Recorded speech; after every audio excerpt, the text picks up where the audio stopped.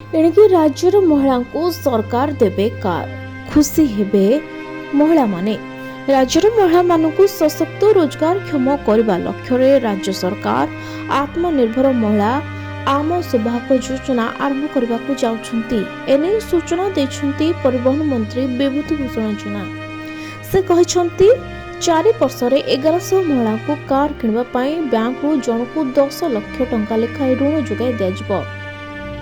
प्रथम वर्ष 200 जन को, द्वितीय वर्ष 250, तृतीय वर्ष 300, चतुर्थ वर्ष 350 महिला को कार किणवा पई ऋण मिलिबो।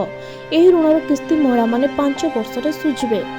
राज्य सरकार वार्षिक 11% हार रे सुध सुझिबे। 21 रु 40 वर्ष महिला को यह सुযোগ मिलिबो।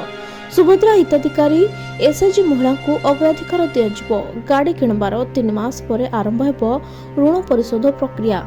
शुद्ध वाणिज्य और परिवहन विभाग सुझिबो। गाड़ी चालकों बीमा बाबद 1000 टंका देवे सरकार। गाड़ी किणवा बाबद खर्च हेबो 110 कोटी। योजना को ठीक भाव कार्यकारी हेबा पई स्टीयरिंग कमिटी गठन हेबो। परिवहन विभाग सचिवों अध्यक्षतार स्टीयरिंग कमिटी गठन हेबो। सरकार प्रति मासरे थरे महिला आयर हिसाब करिवे। एबे सुधा 6216 महिला ड्राइविंग ट्रेनिंग नेइछंती एवं 4टी ड्राइविंग प्रतिष्ठान रे ट्रेनिंग होछि।